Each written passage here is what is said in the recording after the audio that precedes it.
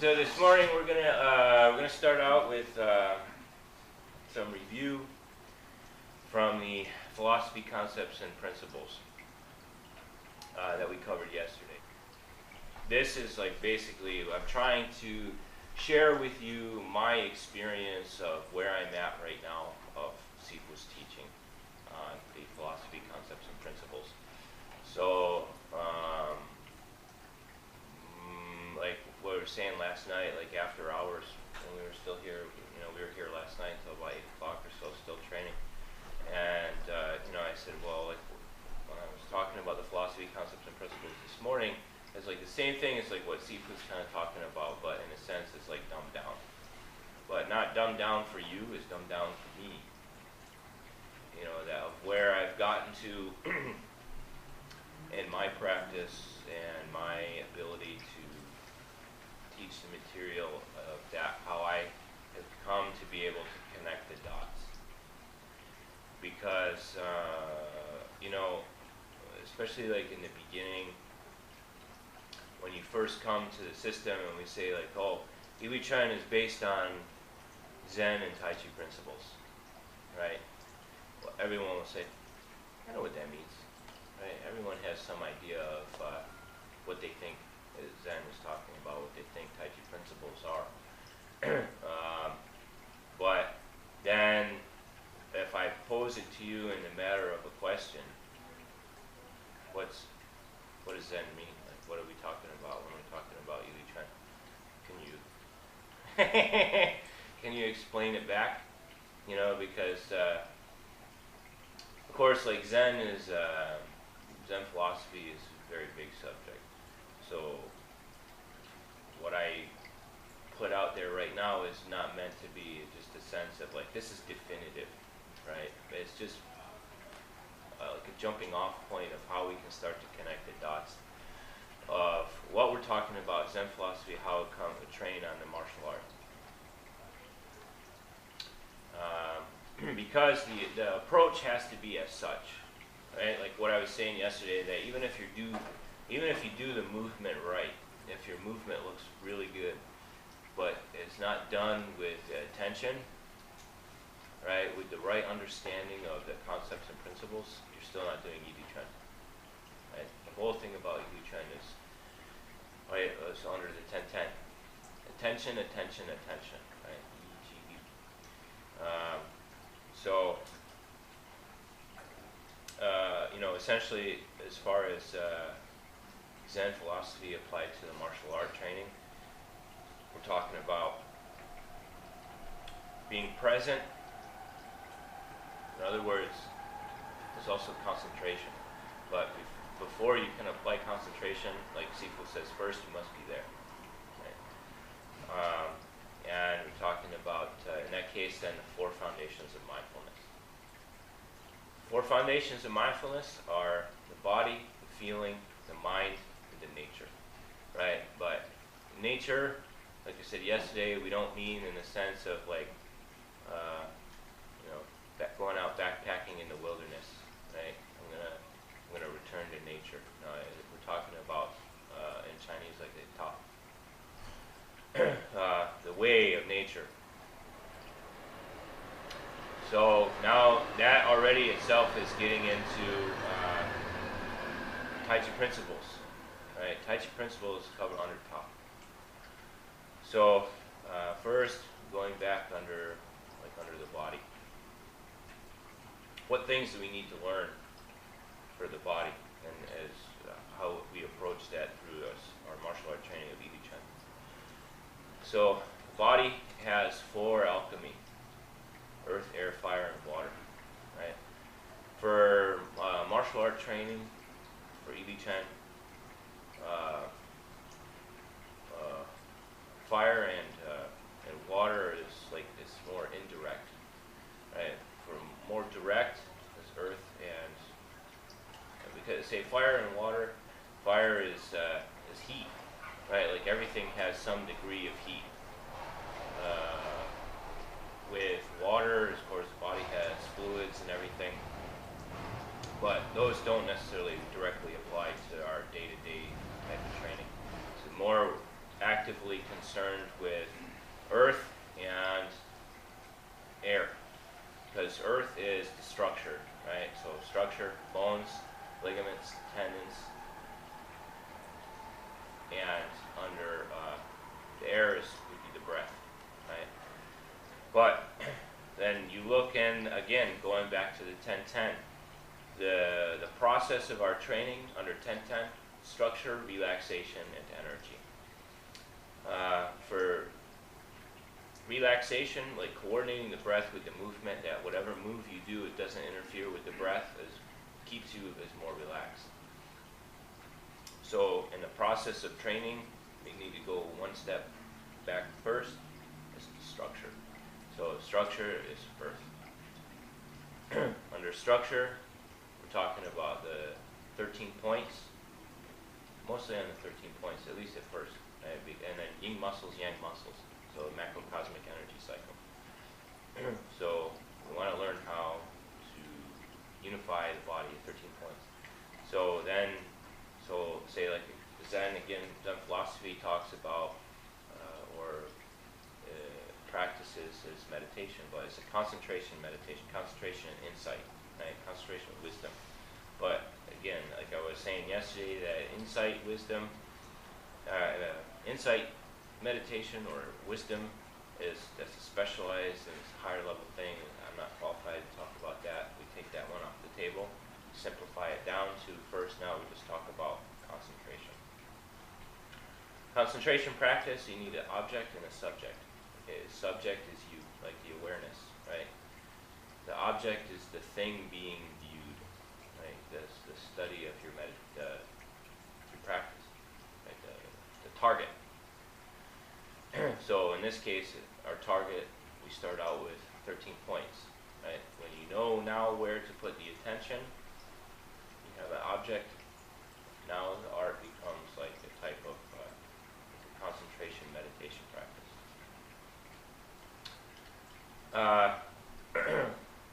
So this is how some of how the art starts to become, like I said, it's a meditation, a moving meditation.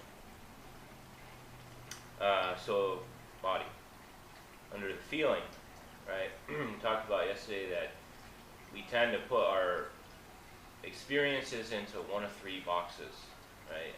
That we label it, like this is good, this is bad, that I'm indifferent to, right? Or that we say that as I like, I don't like, I don't know, right? The things that we like, because we like them, they tend to arouse a pleasant feeling in the mind. And we want to accumulate more of those, and we want to cling to those kind of experiences or to those things that we think that they arouse a pleasant feeling in the mind. The things that we find objectionable, we say that this I don't like, they tend to arouse an unpleasant feeling in the mind, and those we tend to reject. And if we don't know, we can just ignore it. We tend to not study it, whether or not, or we tend to not pay attention to it, regardless of the, it could be something that we need to look into. So this is the feeling. It is the feeling that is aroused in the mind by what you're experiencing. And then the body, the feeling, the mind. The mind, yesterday we talked about, is 5 hindrances, right, that you want to look into that. It's 5 mental states of anger or ill will, sleepiness, restlessness, greed or lust, and doubt. Okay? If you're experiencing one of those 5 mental states, that means you're not neutral. The mind is not neutral. The mind is not in the center. Okay? Because the feeling and the mental state will lead you along. Right? So it's like, well, I was talking about with you yesterday at lunch, how you start to, when you're training something, the light bulb starts to go off, and you start to feel like, that pleasant feeling of like, I'm getting it. But then pretty soon, the mind gets led along by that pleasant feeling itself, and not even as paying attention anymore to the thing that was arousing the feeling. You just get led along by the feeling itself, and then you're totally not in the moment anymore. You're not paying attention to the training anymore. So, we want to train to be neutral, to be there, to observe. Right? So, as during the training process, you're looking to recognize when one of those mental states is present, and then try to come back to your object, which in the case of our training would either be, say if it's solo training is 13 points, right? Macrocosmic energy cycle. If it's partner training, then also you need to include the point of contact, all that kind of thing. And then, of course, then as the nature, body, feeling, mind, and the nature. When we get to the nature now, already we're getting into like some of Tai Chi, because Tai Chi is to harmonize with nature.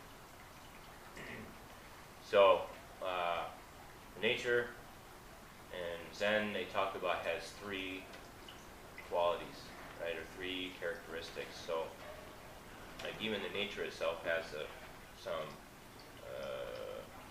like formation, even though like one of the qualities of nature is that there's no permanent formation, but it's like the only thing that never changes is everything keeps on changing, right? So the first quality of nature that we need to observe is the change, right? So part of Tai Chi principles is to change with the change.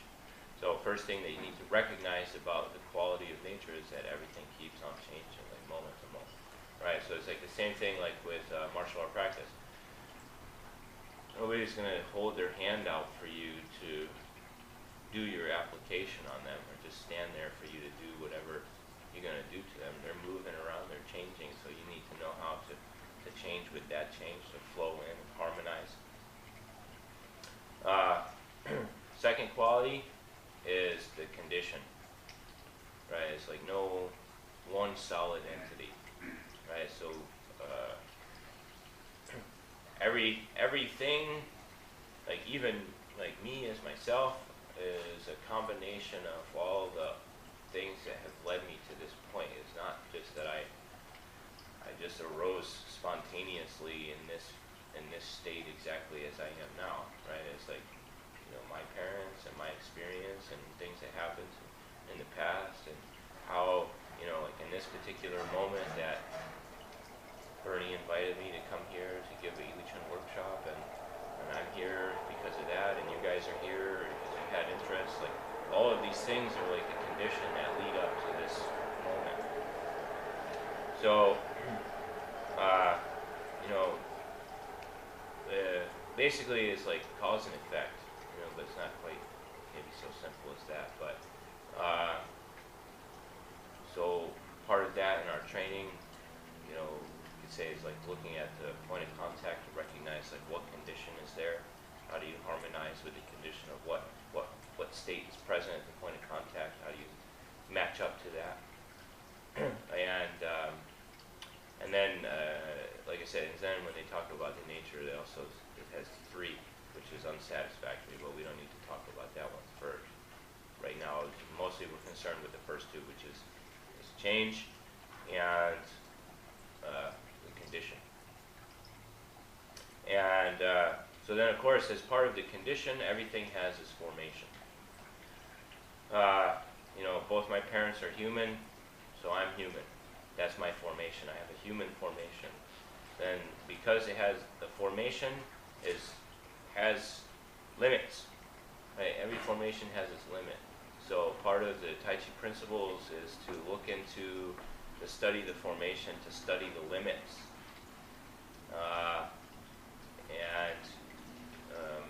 Because it has limits, it has yin-yang. Right? So in everything, like we have yin muscles, yang muscles. And so we want to look into how to harmonize with, so first thing, like when we're training with ourselves, we're doing the basic exercises that we're looking for the macrocosmic energy cycle, right? The yin-yang flow in the body, and how to harmonize with that so that we produce, the maximum amount of relaxation in the body. When you relax with the cycle of yin-yang.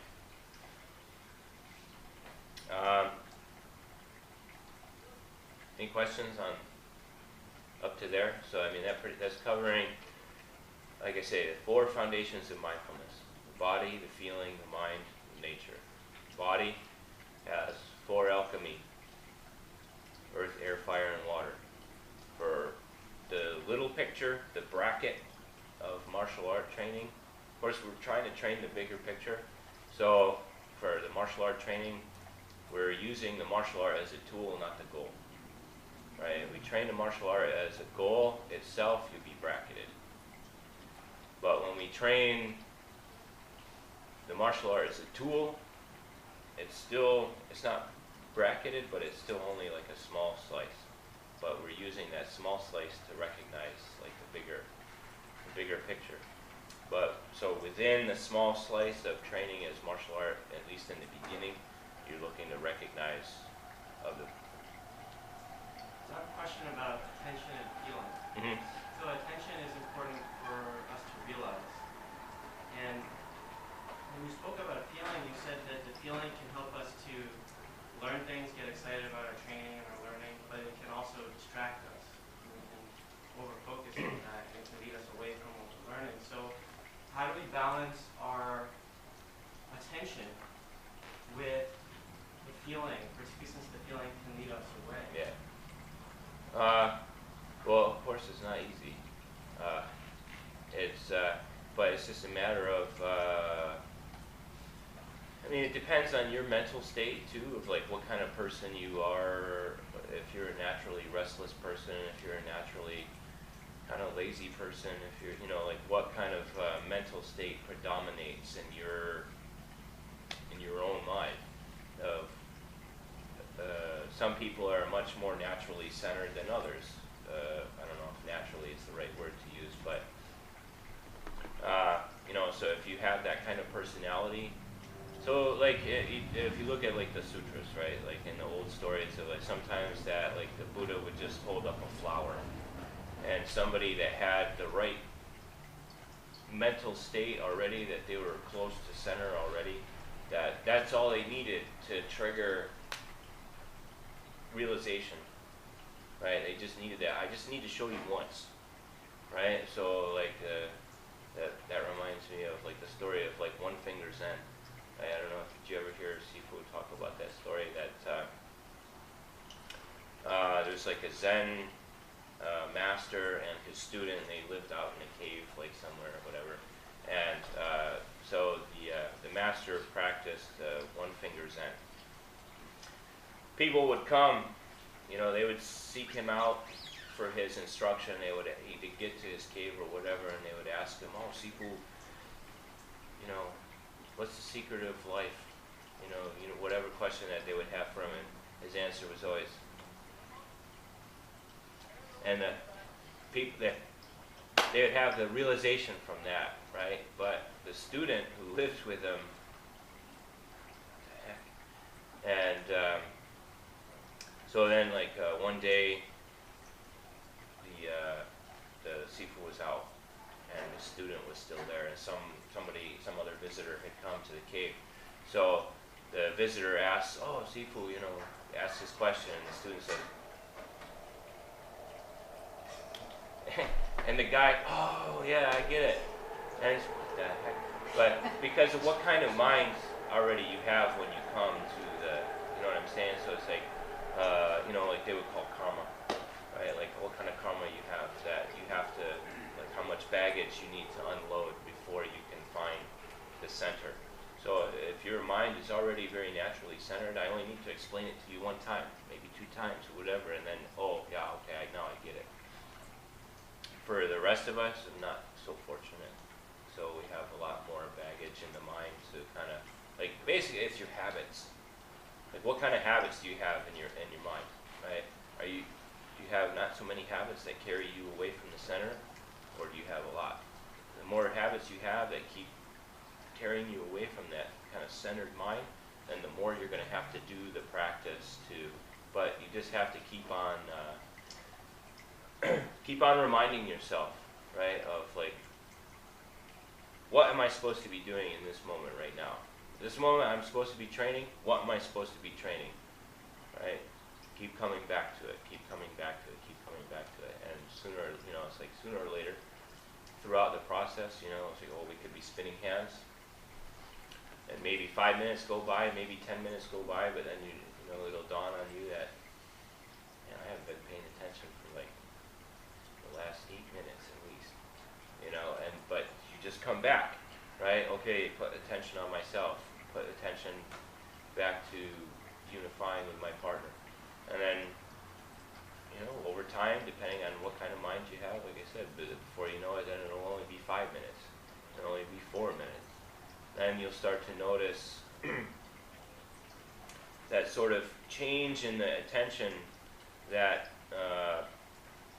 like as you go into like deeper kinds of meditation practice that they talk about, like that you'll get to a place of where it feel like as if the mind is vibrating, right? Because like from the center, you've got one of those 5 ways that you could go, right? That the mind will get restless, the mind will get sleepy, the mind will get angry, the mind will get, right?